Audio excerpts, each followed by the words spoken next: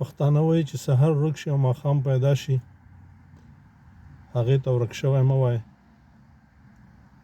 په موږ او تاسې باندې ډېر وخت وشو، که ووایو چې 127 کاله وشو هم به صحیح، خو دا 15 کاله په موږ او تاسې باندې داسې را لګېدلې ده، داسې وځپل شو، داسې ووهل شو، داسې رسوا وی شرمولو چې حد نه لري. خو موږ او تاسې لا هم په هماغسې نشه کې یو او چغې وهو چې 15,000 کلن تاریخ او زموږ احمدشاه بابا داسې کړي وو، میرویس خان بابا داسې کړي وو، امان الله خان داسې کړي وو او داسې نور. په دې کې هیڅ شک نشته دی. خو موږ او تاسې داسې نه یو لکه څنګه چې هغوی وو. عزیزانو، که سره یو نه شو، لا به هم د دې نه بدتر شو.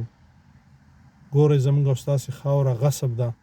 125 کاله وشو چې زموږ او ستاسې نیم وطن داسې خلکو د موږ نه لاندې کړی دی او داسې په تکتیک او داسې په چلونو باندې چې کله دین را مخکې کي او کله کفر را مخکې کي او کله مسلمان را مخکې کي او کله کافر را مخکې کي، په همدې چلونو باندې. دا ځکه چې موږ پوهه نه لرو، دا ځکه چې موږ او تاسې تاریخ نه لولو، دا ځکه چې موږ او تاسې زده کړې نه کوو. هغه دیني زده کړې موږ د دوی نه کوو. دوی چې کوم موږ ته ټاکلي دي، دوی چې کوم موږ ته روزلي دي، دا موږ هغې نه کوو. دوی بیا زموږ فکر کوم طرف ته اړوي؟ بل طرف ته. بیا نو موږ او تاسې یوازې د جنت توتیان یو او په دنیا کې موږ او تاسې ژوند نه لرو. عزیزانو، که چېرته خدای پاک غوښتلی چې موږ او تاسې مستقیم جنت ته بوځي، نو هیڅ به یې دې نړۍ ته نه راوستی. دا نړۍ موږ او تاسې دپاره ده، په دې کې به موږ او تاسې جنت ګټو.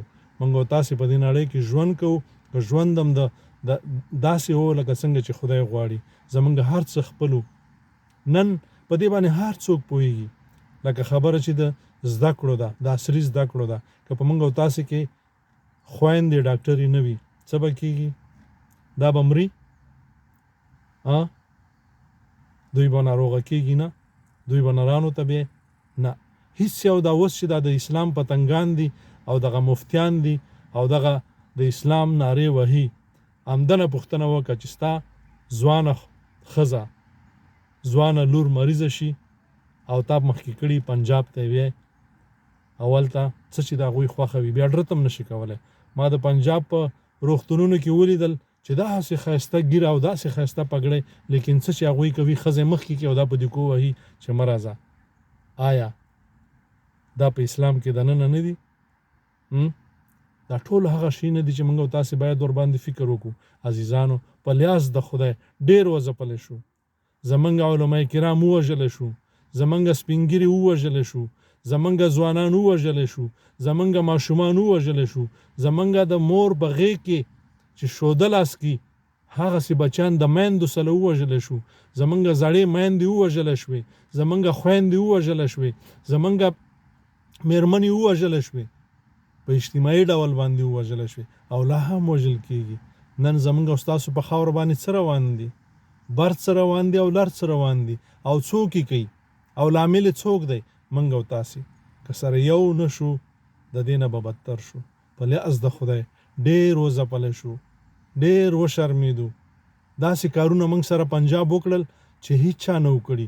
روس لا نه وکړي، امریکا لا نه وکړي، اسرائیل لا نه وکړي، برطانیا لا نه وکړي.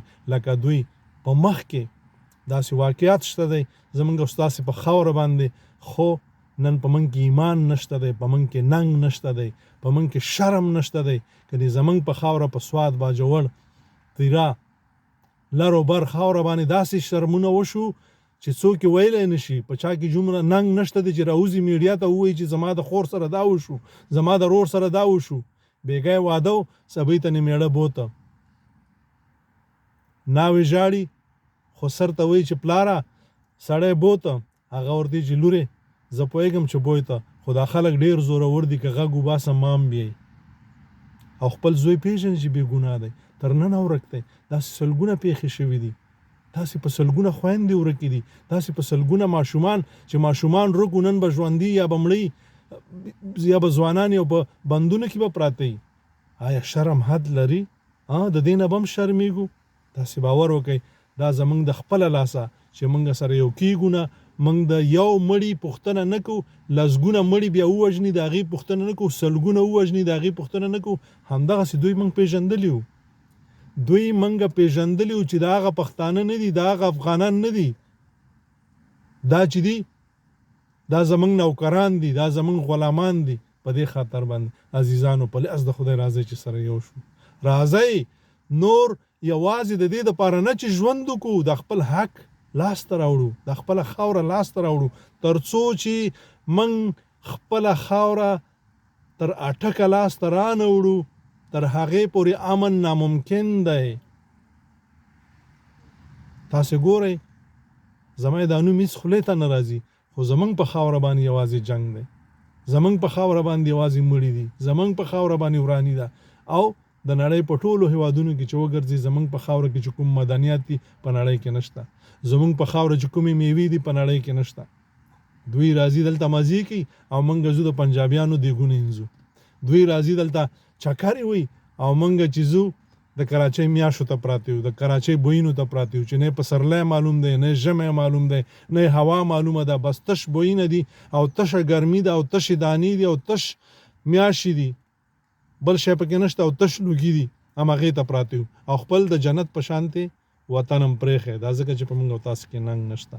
عزیزانو راځئ په لاس د خدای چې لاس یو بل ته ورکو، یو د بل نه قربان شو، رور ته رور، ځان ته ځان، اولس ته اولس، ترزوی ته ترزوی او دشمن ته دشمن ووایو، تر څو چې دا کار ونه کړو. او دا د رب حکم دی، دا د رب امر دی موږ او تاسو ته. دا داسې نه ده چې دا موږ مولیان نن راته یي چې څوک ملت پال دی او څوک قام پال دی، دا چې دی دا په اسلام کې نشته. دا د همدوی روزلی شوي دي دا کوم مولیان چې دا خبره کوي. رب منګ ته امر کړی دی چې مور چاته وایي، خور چاته وایي، خاله چاته وایي، اما چاته وایي، پلار څوک دی، تره څوک دی، د خپلوالۍ څه اوامر دي، د ولس څه اوامر دي او د پردو څه اوامر دي. دا خدای موږ او تاسو ته ښودلي. راځئ چې قرآن زده کړو، راځئ چې سره یو شو، راځئ چې یو بل وپېژنو، راځئ چې زده کړې وکړو. الله مو ښاد او آباد لره. زما د زړه درد زه د تاسو سره شریکوم. زما نور څه مطلب نه دی، زما مطلب زمونږ او ستاسې ښه ژوند، سوکالي، بریا، آبادي، امن او د خدای په مخ کې څنګه چې خدای د موږ او تاسې نه غواړي هغسې ودرېدل دي. السلام علیکم ورحمة الله.